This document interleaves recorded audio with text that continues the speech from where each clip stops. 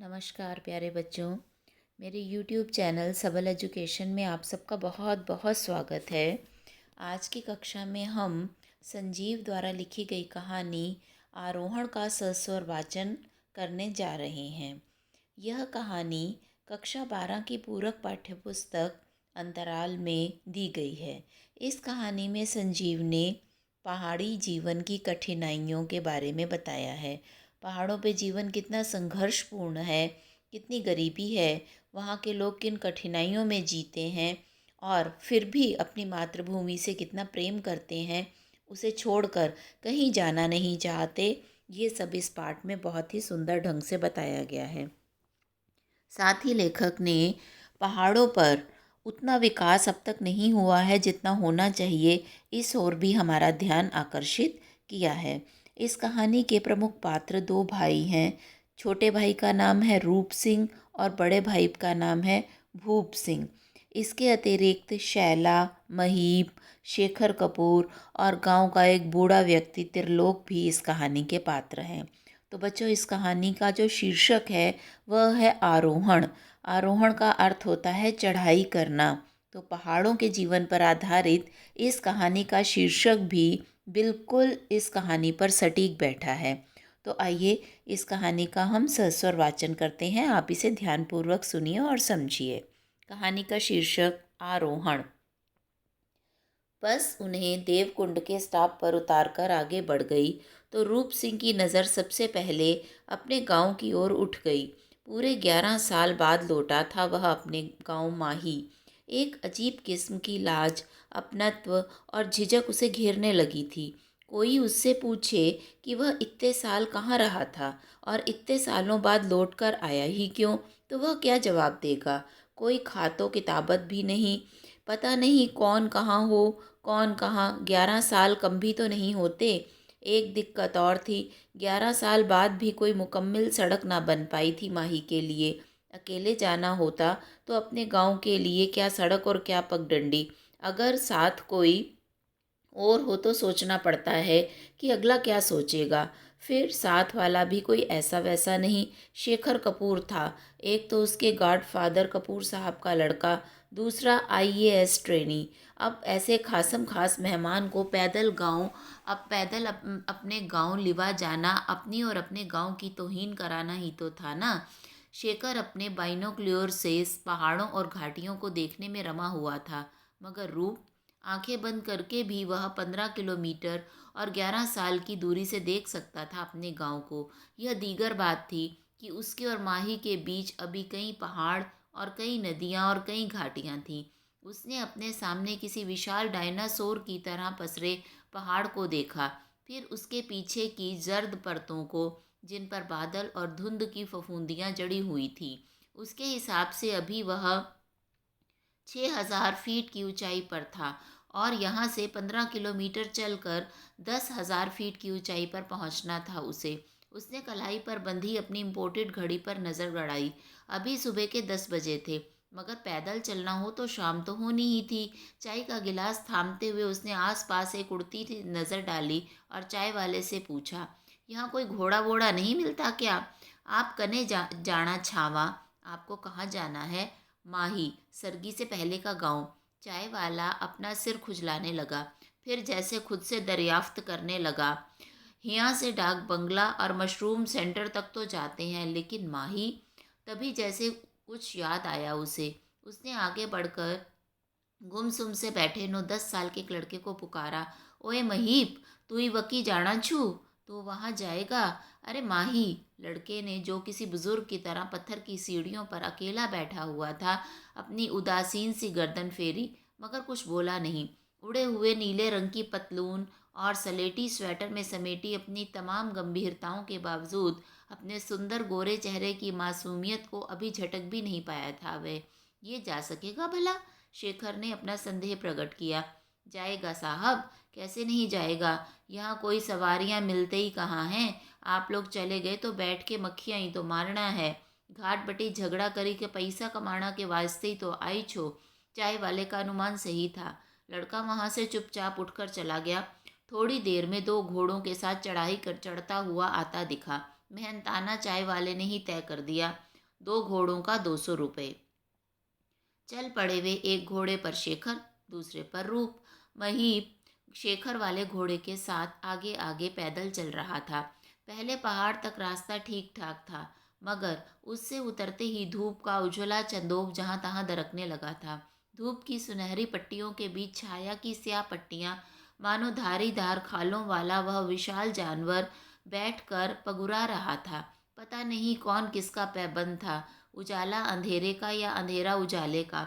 चढ़ाइयाँ और ढलानें, बीच बीच में जहाँ तहाँ उगे छोटे छोटे घरौंदे, जैसे मशरूम सेंटर के कुकुरमुत्तों की फसल दूर तक छिटक गई हो। सामने के पहाड़ पर बादलों के पंख लग गए थे, जो झरझर उनके अगल बगल दगल उड़ रहे थे। नीचे घास लताएं और पहाड़ों की कहीं फीकी तो कहीं चटक हरियाली समेटे पहाड़, कहीं कच्चे कहीं पक्के। नीचे कोई नदी बह रही थी, शायद सूपिन, शाप की मारी अभागिन सूपन। घाटी से किसी अदृश्य नारी कंठ का कोई गीत उमड़ रहा था, पतला दर्दीला सुर। ऊंची नीची डांडियों में ये कहेड़ी न लाग तू। वे पहाड़ के नीचे नदी के बगल के पथरीले रास्ते पर चले जा रहे थे।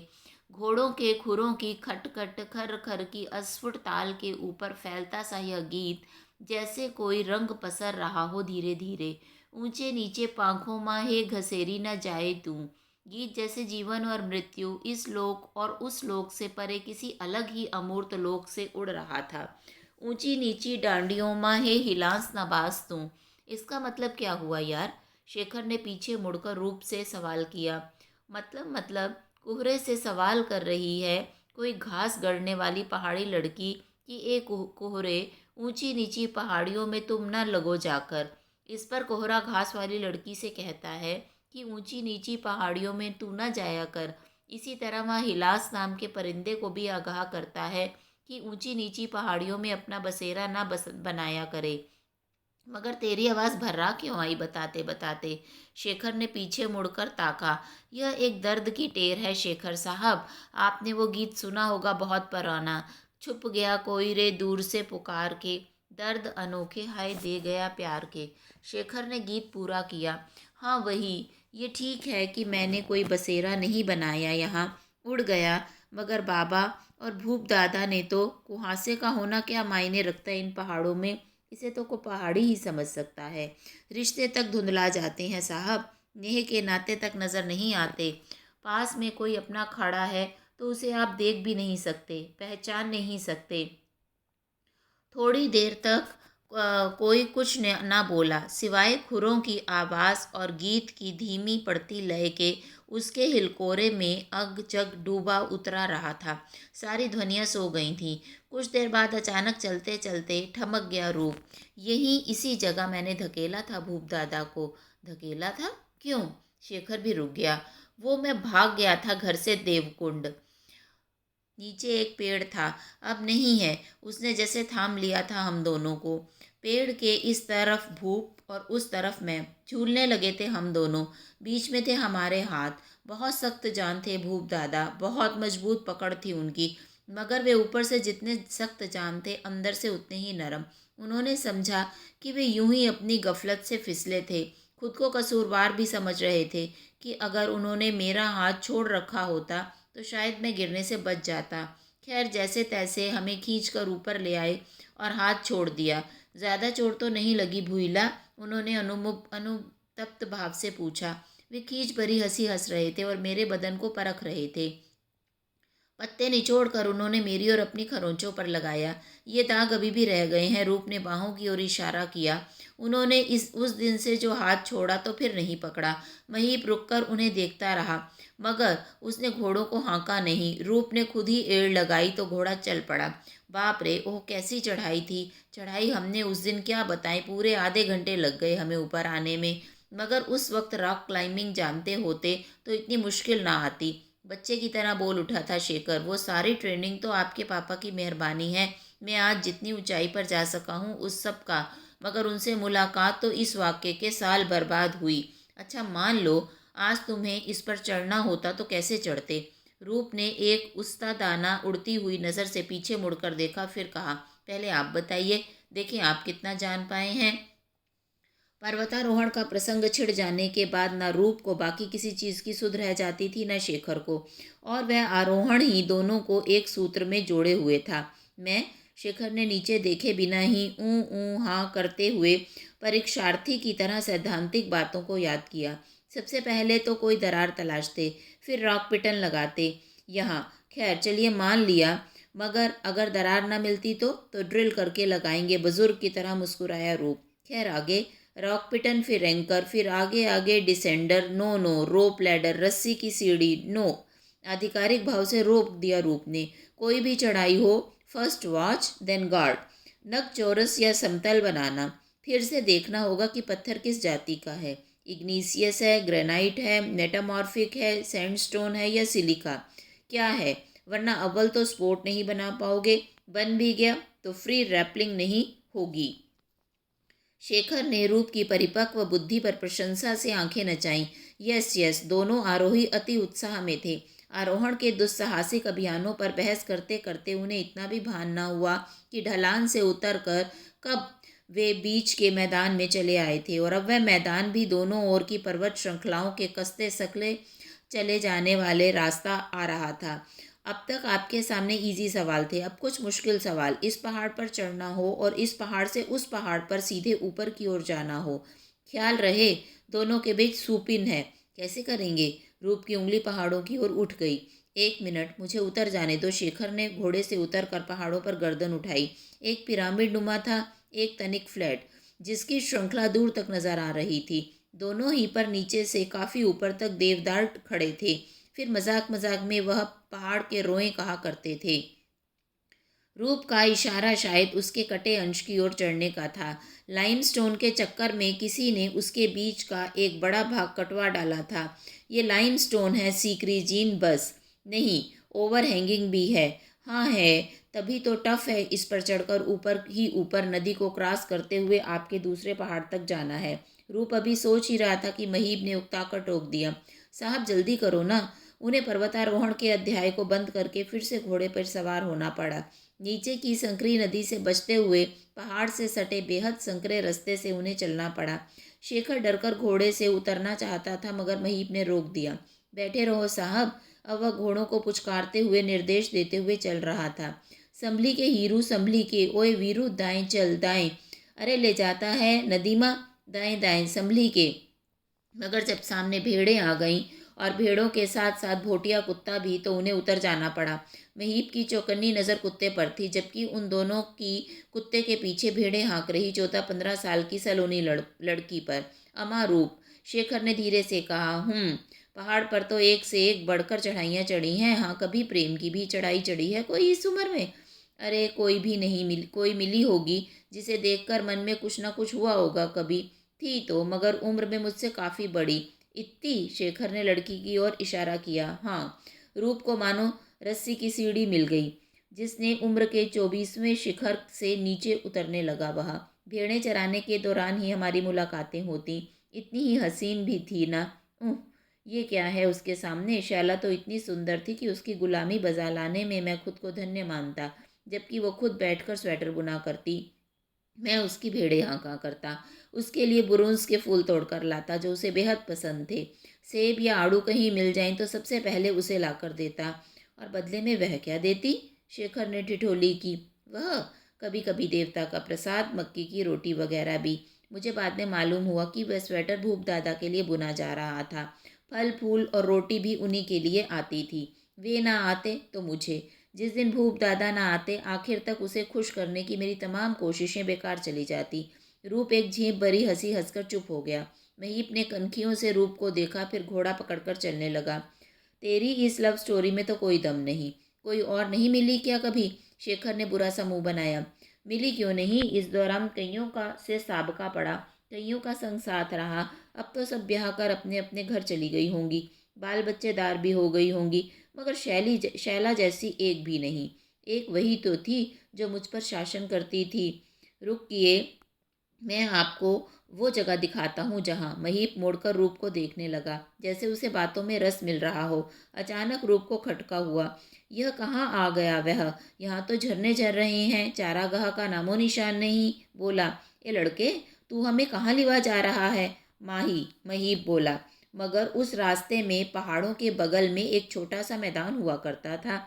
वहाँ भेड़े चराने आते थे लोग। पहाड़ के धस में वो सब कुछ ढक तपसा गया साहब। लो शेखर साहब पस्त हो गया रूप। भूप दादा की और मेरी प्रेमिकाएं, प्यार की निशानियां, वो मुकामात सब के सब दब ढक गए भूस्खलन में। अब तो नए रास्ते हैं और इन्हीं से होकर चलना है।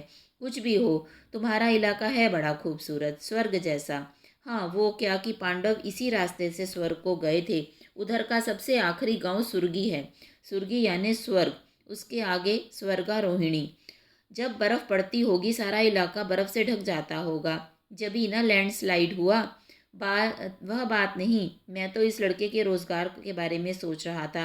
इतनी कच्ची उम्र, उस पर यह घोड़े वाला धंधा, खतरनाक रास्ते। सोचो, हम जवान होकर भी घोड़े पर जा रहे हैं और ये 15 किलोमीटर पैदल। फिर इसे लौटना भी है 15 किलोमीटर। अभी पेट के लिए क्या क्या नहीं करना पड़ता। वो तो है ही है। वही तो मैं सोच रहा था कि बर्फ़ के दौरान क्या करता होगा ये हिलांस की तरह जा छुपता होगा अपनी माँ की गोद में। अपनी बात के समर्थन में उसने लड़के को पुकारा।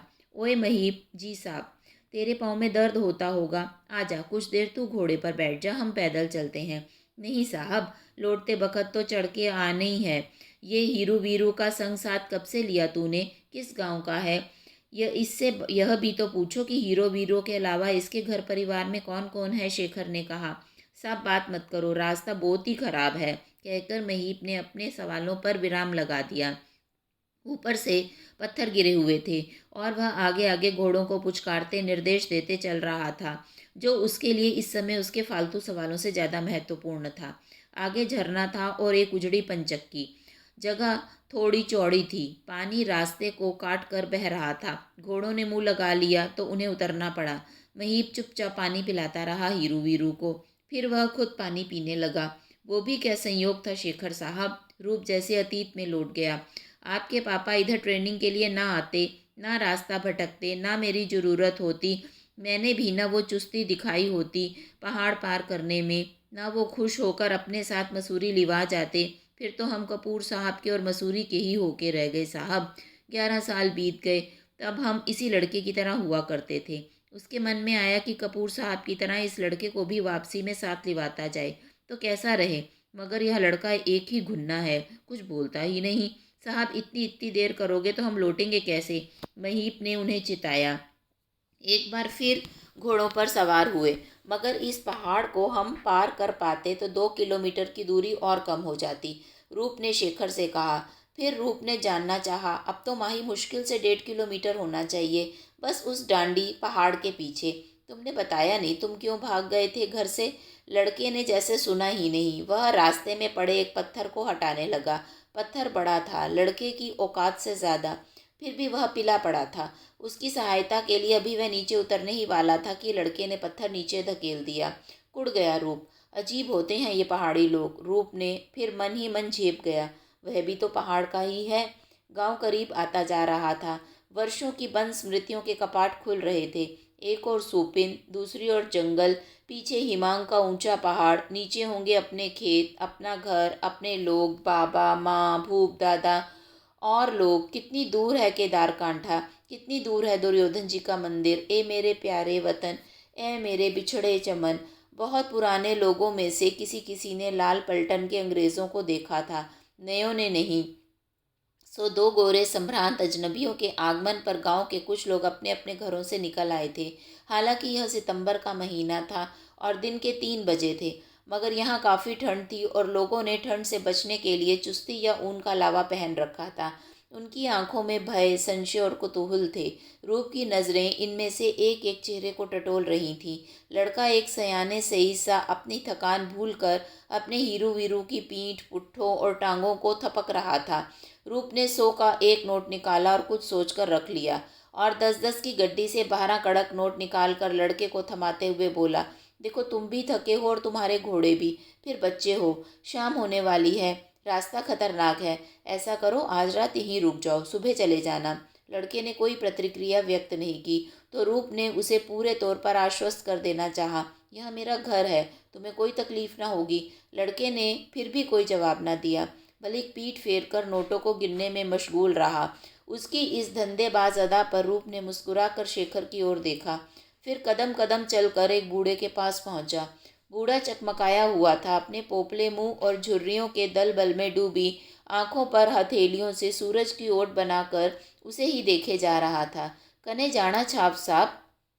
कहाँ जाना है साहब? रूप ने बताया। बाबा, यहाँ 11 साल पहले कोई राम सिंह हुआ करते थे, जिनके भूप सिंह और रूप सिंह 2 बेटे थे। वो हिमांग पहाड़ के नीचे उनका घर है। बूढ़े के चेहरे पर अपरिचय की शिला हिलकर रह गई, मगर टली नहीं। तो रूप को जितनी भी गढ़ वाली याद रह गई थी, उसे जोड़ने संजोने लगा। बाबा, यक भूप सिंह रूप सिंह दुई भाई होंदा छे। हाँ, इस बार बूढ़े के होठ हिले। लेकिन रूप तो बहुत पहली भाग गई छई। अगर मैं बोलूं कि मैं वही रूप सिंह छूं तो तू ना मजाक करी छू साहब? तब तो ई भी मजाक ही छे कि आप दादा त्रिलोक सिंह जी छू। रूप ने हंसते हुए आगे बढ़कर उनके पांव छुए। बूढ़ा त्रिलोक अभी भी इस आत्मीयता को पूरी तरह से आत्मसात नहीं कर पा रहा था। किसी दूसरे आदमी से ने हिंदी में पूछा, मगर आप इतने दिन कहाँ थे? पर्वतारोहण संस्थान। वो क्या चीज़ है? त्रिलोक ने जानना चाहा। पहाड़ पर चढ़ना के वास्ते। गड़बड़ा गया रूप उनकी इस जिरह पर। बाबा, वो कोई छोटा मोटा काम नहीं, सरकार इसी के लिए 4,000 तनख्वाह देती है हमें। लिया सुन लिया एक ही बात, त्रिलोक सिंह ने सबको सुनाकर कहा। ये कहता है यह क रूप सिंह छे। चलो मान लिया, लेकिन फिर बोलूँ छे कि सरकार या को सिर्फ म्याल चढ़न को वास्ते 4,000 तनख्वाह देवे छू। यह क्या बात हुई? कैसी अहमक है यह सरकार भी। शेखर की उपस्थिति में अपनी ऐसी किरकिरी होते देख खिसकिया गया रूप। आप कभी नीचे नहीं गए ना? के वास्ते नीचे? तभी उसने पूरा सा मुंह बनाया। खैर, अभी आज्ञा दें, घर जाऊं, बाद में मिलते हैं। ग्यार? हाँ, घर। ग्यार तो ऊपर उड़ी के चली गई छू बेटा। ओ उदिर। त्रिलोक सिंह हिमांग पहाड़ पर टांगना चाह रहे थे अपनी नज़र, मगर बादलों के गाढ़े गिलाफ के चलते उसकी शिनाख्त ओझल थी। और बाबा और माँ? वो तो और भी ऊपर। त्रिलोक की आंगुली सीधी आसमान की ओर उठी थी। बहुत साल पहले ही एकाएक जैसे सफ़ेद हो गया था रंगीन स्क्रीन। उदास हो गया रूप। शेखर ने उसके कंधे पर सहानुभूति में हाथ रखा। कुछ देर बाद रूप भर्राए गले से डरते डरते पूछने लगा, भूप दादा तो है ना? भूप, आ रुको, बुलाते हैं। अरे भूप! बूढ़े त्रिलोक की आवाज़ प्रतिध्वनि बनकर लौटती रही। जवाब में कहीं से कोई आवाज़ नहीं आई। रूप ने डरते डरते शेखर की ओर देखा। उसे संदेह हो रहा था कि क्या वकाई भूप है या बूढ़ा त्रिलोक उनकी आत्मा का आवाहन कर रहा है। कितने लोग हैं यहाँ? शेखर से ने पूछा। एक औरत ने बताया। अरे वो है उसकी घरवाली, एक लड़का है, लेकिन वो तो आगे के शब्द रोक लिए थे उसने जबरन। लड़का भी है? लो, अरे वही लिवा लाया ना घोड़े पर, आपको किसी लड़के ने बताया। वो? रूप ने मुड़कर देखा। महीप वहाँ नहीं था। काफ़ी दूर पर अपने घोड़े पर बैठा कोई नन्हा सवार दूर को हाँकते हुए ढलान में नीचे उतर रहा था। उनकी आंखों में उसका अक्स छोटा होते होते पहाड़ की ओट में तिरोहित हो गया। तो शेखर ने कंधे उचकाए। स्ट्रेंज। भूप तो यक किसी से बात ही नहीं करता। तू ऐसा कर, शाम होने वाली है, देर न कर। जा ऊपर चढ़ जा इस म्याल पर। इस पर? वह कुछ परेशान हुआ। क्यों? अभी तो तू कह रहा था कि तूने पहाड़ चढ़े हैं, बड़े बड़े पहाड़ चढ़े हैं, और सरकार यह काम का वास्ता तुझे 4,000 तनख्वाह देती है। वो बात नहीं दादाजी। पहाड़ों पर तो हम पत्थरों, खूंटी, रस्सों, कुल्हाड़ी और दूसरी चीज़ों के सहारे चढ़ते हैं। यहाँ तो साथ नहीं लाए। ओ! त्रिलोक की आंखें झुर्रियों के दलदल से ऊपर उछल आईं। इतना सारा इंतजाम होवे तब तू चढ़ पावे म्याल पर? त्रिलोक हंस पड़े, दूसरे बच्चे बूढ़े भी। औरतों ने हंसते हंसते मुंह फेर लिया। अरे वो देख, भूप तो इधर ही आ रहा है, किसी प्रौढ़ की आवाज़ आई तो उनकी नज़र उस दिशा की ओर मुड़ गई। पहली नज़र में वह पूरा का पूरा दिखा नहीं। पाँव किसी डिब्बे की ओट में थे, सर किसी डाल की ओट में। सिर्फ उसके हाथ और बीच के अंश ही दिख रहे थे। पता नहीं उसका मायावी कद अंदर ज़मीन में कितनी गहराई तक गया था और आसमानों में कितनी ऊंचाई तक। धीरे धीरे चलकर वह सामने आया तो वह कतई असाधारण नहीं लगा। हालांकि उसकी चुस्ती और स्वेटर मफलर में दरमियाने कद की मामूली सी शख्सियत के बावजूद उसका तिलिस्म अभी भी बरकरार था। गोरा चिट्टा चित्तीदार चेहरा, मानो ग्रेनाइट पत्थर को तराश कर गड़ा गढ़ा गया सख्त लंबोतरा चेहरा, उसकी अजीब सी स्थित प्रज्ञ आंखें, मद्दिम मद्दिम जलती हुई बोहों पर कटे का निशान। वही है, बिल्कुल वही। 11 सालों में और भी ठोस और भी सख्त हो गए हैं भूप दादा। दादा, रूप जा झुका भूप के चरणों में। मैं रूप हूँ, तुम्हारा भगोड़ा भाई। भाई ने भाई को देखा, जाने क्या क्या देखा, कहाँ कहाँ देखा। फिर देखते देखते नज़रों की बर्फ़ पिघलने लगी। कब आया? अभी। अकेले? नहीं, ये मेरे साथ हैं कपूर साहब, जो मुझे लिवा ले गए थे। उनके लड़के शेखर साहब आईएएस की ट्रेनिंग ले रहे हैं मसूरी में। शेखर ने हाथ जोड़कर नमस्कार किया। भूप ने कोई उत्तर नहीं दिया। वहाँ त्रिलोक दादाजी समेत गांव के ढेर सारे लोग थे, मगर वह जैसे शिलाओं के बीच खड़े थे कि उन्होंने किसी से कोई बात नहीं की, ना किसी ने उनसे। भूला, चल ग्यार चल, कहकर उन्होंने दोनों के बैग कंधे पर डाल लिए और बिना उनकी सम्मति का इंतजार किए, बिना इधर उधर नज़र डाले वापस मुड़ गए। शेखर ने धीरे से रूप के कान में कहा, गोए, यह माही हमारा बेस कैंप था और हिमांग हमारा डेस्टिनेशन। रूप ने होठों पर उंगली रखकर उसे चुहिल करने से मना किया। ऊंचे हिमांग की तलहटी में छोटे से भूखंड पर बसा था यह गांव। किसी आदम गांव सा लग रहा था। खड्ड, झाड़, झंखड़, बगल से बहती सूपिन का शोर, बीच बीच में बादल के टुकड़े आ जा रहे थे जिनसे आंख मिचोली खेलता उसका वजूद कि फिर से मायावी लगने लगा था। कभी कभी तो भ्रम होता कि बादल रह रहे हैं या वो। चढ़ाई शुरू हो गई थी, प्राय खड़ी चढ़ाई। पहले तो पेड़ और पत्थरों के सहारे चढ़ते रहे थे, फिर रुक गए। क्या हुआ, आगे नहीं चढ़ पा रहे? भूप ने ऊपर से पूछा। बस इतना भर पहाड़ीपन बचा है रे, गया ही है ना। फिर से नीचे उसके पास आए। उन्होंने गले में मफलर की मजबूती परखी, फिर उसे कमर में बांधकर दोनों छोरों को दिखाते हुए कहा, भुला ले, पकड़ इसको। फिर उन्होंने शेखर की ओर देखा, जो और भी नीचे खड़े हाँफ रहा था। पहले इसे चढ़ा लें फिर आपको। शेखर ने हामी भरी। अब भूप आगे आगे चढ़ रहे थे, उनकी कमर में बंधे मफलर के छोर को पकड़े पकड़े रूप पीछे पीछे।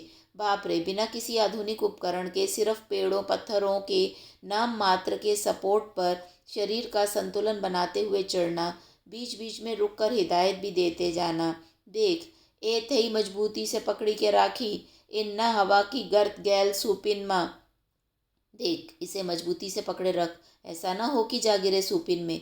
भूप दादा सांप थे, छिपकली थे, वन मानुष थे या रोबिट थे, वह जिस धैर्य, आत्मविश्वास, ताकत और कुशलता से मांसपेशियों और अंगों का नायाब उपयोग कर रहे थे, वह उनके लिए हैरत की चीज़ थी। फिर अकेले का भार मात्र होता तो भी एक बात थी, वह तो खुद के साथ साथ उसे भी खींचे ले जा रहे थे। 12 वर्ष पहले ठीक इसी तरह ढलान के ऊपर ले आए थे उसे। घंटे भर लगे थे ऊपर पहुंचने में। उन्होंने वहीं से किसी को आवाज़ दी, शायद उन दोनों के आने की सूचना दी। फिर जवाब की प्रतीक्षा किए बगैर उसे हाँफता हुआ छोड़कर शेखर को ले आने के लिए नीचे उतरने लगे। देखते ही देखते हिमांग पर छाए बादलों में अदृश्य हो गए वो।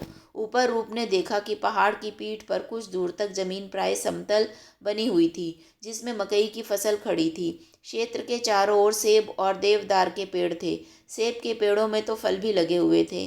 पेड़ ज़्यादा दिनों के नहीं थे, यह देखने से ही लग रहा था। उसने गौर किया कि ऐसे ही पेड़ नीचे भी कुछ दूरी तक फैलते चले गए थे। पूरे क्षेत्र की परिक्रमा करते हुए वह आधी दूरी तक पहुंचा होगा कि उसे एक गुफानुमा आश्रम दिखा।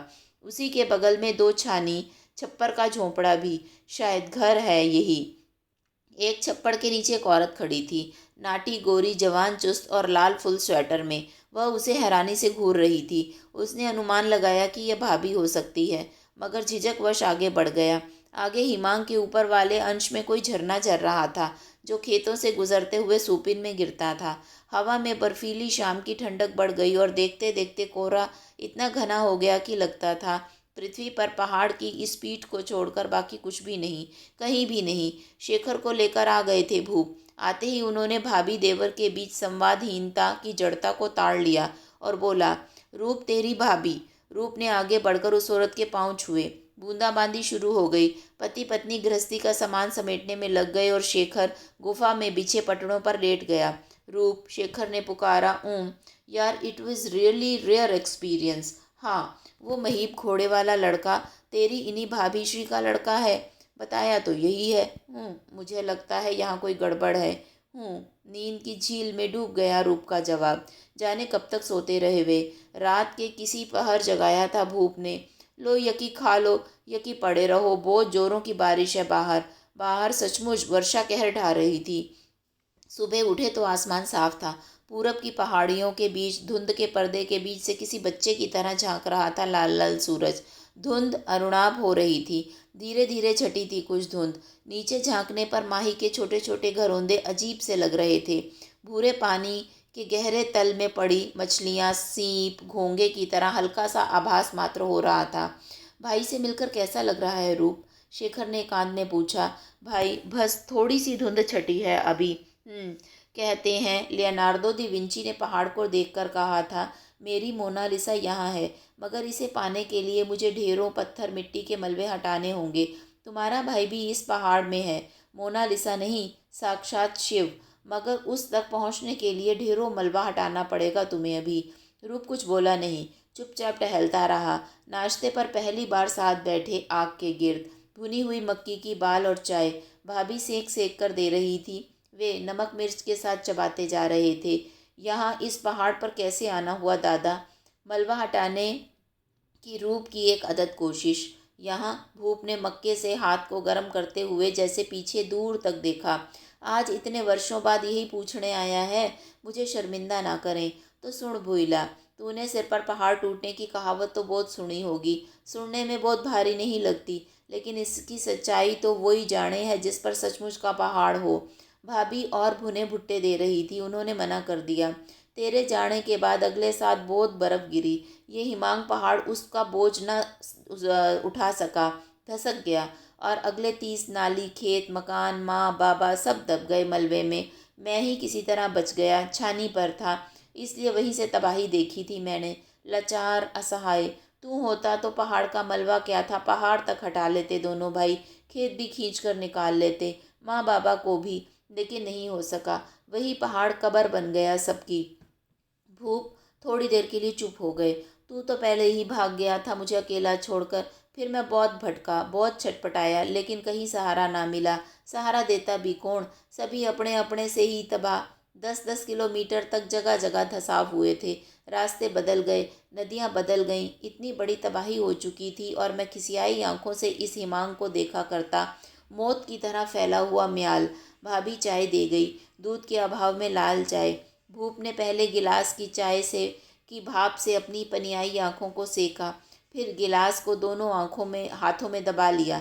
पता नहीं किस आत्मीय ऊष्मा की तलाश थी उन्हें। वो हैरान होकर उनकी इस विचित्र लीला को देख रहे थे। तुझे बचपन में बाबा की सुनाई हुई कहानी याद है? वे रूप की ओर मुखातिब हुए तो उनकी आंखों में कुछ ज़्यादा ही चटक हो गई। वो एक नन्ही चिड़िया वाली कहानी, जिसे गीद ने कहा था मैं तुझे खा जाऊंगा। नहीं, खैर मैं याद दिलाता हूँ। गीद के ऐसा कहने पर चिड़िया डरी नहीं।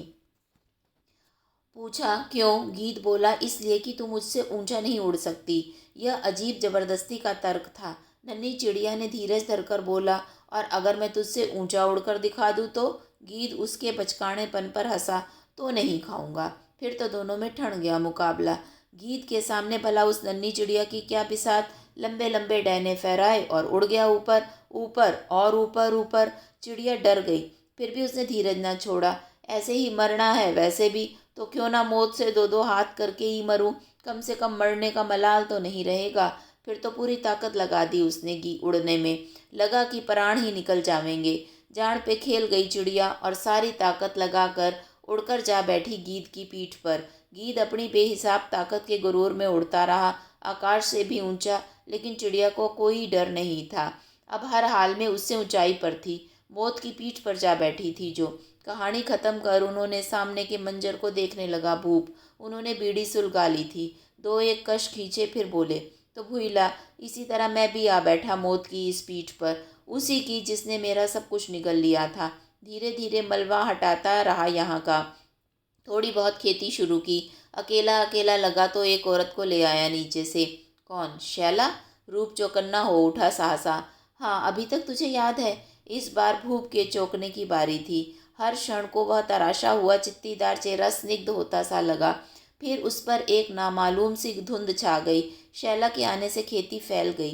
बर्फ जमी ना रहे, सो हमने खेतों को ढलवा बनाया। मगर एक मुसीबत, पानी कहाँ से आए? एक दिन पानी की खोज में हम चढ़ गए ऊपर इस हिमांग के साबुत ऊंचे हिस्से पर। मगर वहाँ हमने देखा कि एक झरना यूं ही एक तरफ से सुपिन में गिर रहा है। उसे मोड़ लेने से पानी की समस्या हल हो सकती थी, मगर बीच में ऊंचा था यानी का पहाड़ काटना था। हमने क्वार का दिन चुने, जब रातों में बर्फ़ जमने लगती है, दिन में पिघलने लगती है, मगर थोड़ी थोड़ी, यानी इतना भी नहीं कि धार तेज हो, इतना भी नहीं कि बर्फ़ जमकर सख्त हो जाए। बड़ी मेहनत की हम दोनों ने, मगर झरने को मोड़ कर लाने में सफल हो ही गए आखिर। जाड़े में तो जम जाता होगा, फिर बर्फ़ से ढक जाता होगा यह सब? शेखर ने पूछा। अमी ई जम गया जी, भूप ने कहा, लेकिन गर्मी पाएगा तो पिघल जाएगा।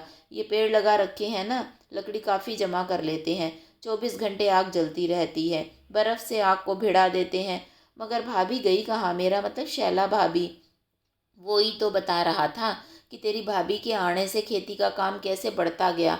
काम हम दोनों के बूते का ना रहा, फिर उसको बच्चा भी होने वाला था, तो हम ले आए दूसरी औरत, ए तेरी दूसरी भाभी। शैला से एक बेटा हुआ महीप।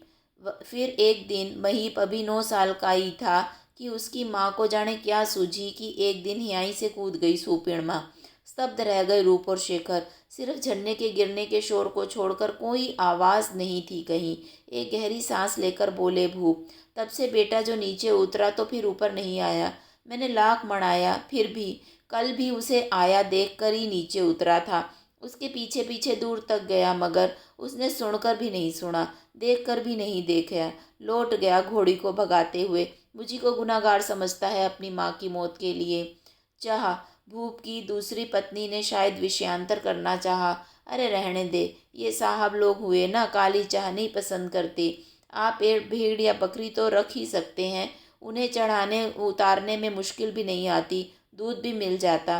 पाली थी ना? दिख तो नहीं रही, धुंध काफ़ी कुछ छट चुकी थी। अब समझ में आया कि भूप दादा ने कल क्यों नहीं की माही वालों से बात। रात भर की बारिश से भीगी सलेटी मिट्टी पर सुबह की आलोक छाया के चलते हुए नीचे पसरी घाटी को दूर दूर तक देख रहे थे वे। उनके पीछे हिमांग का बाकी साबुत पहाड़ था, जिससे नीचे उतरता झरना हिमायित होकर चांदी की सी राह चमक रहा था। इतनी ऊंचाई पर और इतनी ठंड में उसका जम जाना लाजमी था। वे हिम के पिघलने का इंतज़ार कर रहे थे और रूप और शेखर उनके अंदर के हिम के पिघलने का इंतज़ार। आखिर दोनों ही पिघले। तू गया, तेरे पीछे माँ गई, बाबा गए, फिर शैला गई, सबसे आखिर में महीप भी चला गया हमें छोड़कर। वे रुक रुक कर बोलते हैं। तू कहेगा चढ़ सिर्फ मैं ही रहा था, बाकी उतर रहे थे। मैं कहता नहीं, अपने अपने हिस्से की चढ़ाई तो सभी चढ़ रहे थे। चढ़ने का सबका अपना अपना तरीका है। थोड़ी देर तक हिम के पिघलने को वे यूं ही देखते रहे, फिर फावड़ा उठाकर किनारे के कटाव को ठीक करने चल पड़े। इस समय वे अकेले थे। उनका यह रूप उन दोनों में दहशत भी भर रहा था, सम्मोहित भी कर रहा था। उफ, कितने अकेले लग रहे हैं भूपदाता इस वक्त, रूप ने धीरे से कहा। ऊंचाइयां तन्हा भी तो करती हैं, शेखर ने कहा। कटाव की मरम्मत कर आग के पास लौट आए थे भूप। भूप सिंह, एक बात कहूँ? शेखर ने उन्हें देखते हुए कहा। पूछो। आप पहाड़ हैं या पहाड़ पर चढ़ने वाले? हम, आपको क्या लगता है? दोनों ही हंस पड़े भूप। शायद पहली बार बोले। हम कहाँ के पहाड़ हुए भुला, हम तो चढ़ने वाले ही हुए। दादा, रूप का गला भर आया। बहुत दुख झेले अपने, बहुत दुखों का पहाड़ लेकर चढ़ते रहे पहाड़ पर। अब बस करो। मैं तुम्हारा छोटा भाई, तुम्हें अपने साथ लिवा ले जाना चाहता हूँ। मुझे सरकार की ओर से पक्का क्वार्टर मिला हुआ है। जितनी तनख्वाह मिलती है उसमें आराम से रह लेंगे हम सभी। भूप गंभीर हो गए। ना हाँ कहा, ना ना। एक बार चलकर तो देख तो आइए कि आपका भूला कैसे रहता है। भूप फिर भी निर्विकार बने रहे। तो शेखर ने कहा, भूप भैया, मेरे पापा कहा करते थे कि क्लाइंबर मानो चढ़ने वाले को अपनी सारी ताकत एक ही चढ़ाई में ख़त्म नहीं कर देनी चाहिए, कुछ ताकत बचा के रखनी चाहिए आने वाली चढ़ाइयों के लिए भी। आइए साहब, वो आपके बाबा का तरीका होगा, शौकिया चढ़ने वालों का तरीका। मेरे बाबा का तरीका तो वही है, गीद और नन्ही चिड़िया वाला। जहाँ ज़िंदगी और मौत में जंग छिड़ी हो, वहाँ बैलों की डकार में अधूरा रह गया वाक्य। ओह, इन बंदों को तो मैं भूल ही गया आज। भूप को जैसे सुधी अब आई हो, फिर जोर से बोले, सुन लिया सुन लिया। रूप और शेखर ने एक दूसरे की ओर हैरान वाली नज़रों से देखा। तो बैल भी हैं यहाँ? मगर ये कैसे आए? बैलों को बाहर धूप में निकालकर बांधा भूप ने। छोटे नाटे पगर पुष्ट बैल। उनकी पत्नी ने भोजन बनाना छोड़कर हाथ में घास लेकर डाल दिया उनके सामने। भूप भैया, ये बैल कैसे आए यहाँ? शेखर ने पूछा। कैसे आए? आप ही बताओ जी। सुना बड़ा माइंड रखते हैं आईएएस वाले। शेखर कुछ इस कदर पराभूत हुआ कि भगवा गया। अजी कंधे पर ढोकर ले आए हैं इन्हें, और कैसे? भूप ने कहा। कंधे पर इन्हें?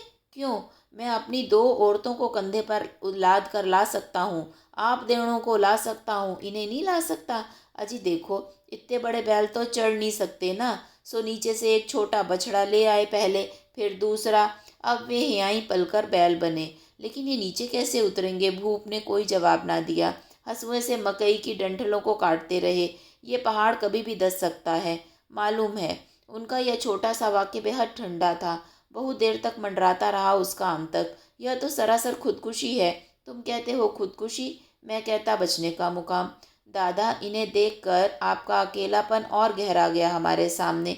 आप समझते क्यों नहीं कि आप गैरों से खुद को आपने काट लिया है? रूप की आवाज़ भर्रा आई। मैंने? ना। पिछले साल गर्मियों में नीचे आग लगी, इसी झरने को मोड़कर आग बुझाई हमने। अभी कल ही नीचे नहीं गया था, मगर आपने किसी से बात तो नहीं की ना? नहीं की। दुख था, लेकिन देवता जानते हैं जो कभी उनका बुरा सोचा हो मन में। यहाँ जहाँ हूँ बुरा सोचूंगा भी कैसे? मुझे तो सभी पर दया आती है यहाँ से नीचे देखने पर। मगर यहाँ आप अकेले हैं। कौन कहता है अकेला हूँ? यहाँ माँ है, बाबा है, शैला है, सोए पड़े हैं सब। यहाँ महीप है, बल्द है, मेरी घरवाली है। मौत के मुंह से निकाले गए खेत हैं, पेड़ हैं, झरना है। इन पहाड़ों में मेरे पुरखों, मेरे प्यारों की आत्मा भटकती रहती है। मैं उनसे बात करता हूँ। दादा, ये सब देख सुनकर मेरा कलेजा मुंह को आ रहा है। अभी से भी बची खुची जिंदगी के साथ इंसाफ किया जा सकता है। भूप ने अपनी भीगे पलकें ऊपर उठाईं तो वे अंदर तक जल रही थीं। बहुत इंसाफ किया तुम सभी ने मेरे साथ, बहुत। अब माफ़ करो भूइला, मेरी खुददारी को बख्श दो। अब तो जिंदा रहना तक ना ईबल उतरन साकी, ना हम। तो बच्चों, ये कहानी यहीं पर समाप्त हो रही है। आप देख रहे हैं कि भूप सिंह ने पहाड़ों पर इतने कष्ट सहे, अपने माता पिता को समाप्त होते देखा, अपने घर को समाप्त होते देखा, अपनी पत्नी को आत्महत्या करते हुए देखा, अपने बेटे को घर छोड़ के जाते हुए देखा, लेकिन फिर भी उसे अपनी मातृभूमि से इतना प्यार है। इतने कष्टों को सहते हुए भी वो अपनी जन्मस्थली को छोड़ना नहीं चाहते। वो कह अपने भाई रूप सिंह के ये कहने पर कि आप मेरे साथ शहर में चलिए, यहाँ की कष्टकारी ज़िंदगी में आपने बहुत दुख उठा लिए, बहुत मेहनत कर ली, अब आप मेरे घर में चलकर आराम से रहिए। वह अपने स्थान को, अपने गांव को, अपनी जगह को, अपने मिट्टी को, अपने खेतों को छोड़ना नहीं चाहते, क्योंकि वो अपनी मातृभूमि से बहुत ही प्यार करते हैं। उन्हें ऐसा लगता है कि उनके प्यारे जो उनसे बिछड़ गए हैं, जिनकी मृत्यु हो गई है, उन सब की आत्मा इन्हीं पहाड़ियों में कहीं विचर रही है। तो इस पाठ में पहाड़ी जीवन की कठिन और संघर्षपूर्ण परिस्थितियों का चित्रण लेखक ने बहुत ही सुंदर शब्दों में किया है कि किस तरह से आए दिन पहाड़ी लोगों के जीवन को अपना जीवन जीने के लिए संघर्ष करना पड़ता है। ना वहाँ पक्की सड़कें हैं, ना आपदा प्रबंधन है, ना ही वहाँ डिज़ास्टर हो जाने पर, पहाड़ों के धसक जाने पर, अत्यधिक बर्फ़ गिर जाने पर, बाढ़ आ जाने पर पहाड़ी लोगों को मदद देने का कोई भी इंतज़ाम है। अपने आप ही वो अपने संघर्षों से लड़ते रहते हैं, अपनी मुसीबतों से लड़ते रहते हैं और स्वयं ही उनका हल भी ढूंढ लेते हैं।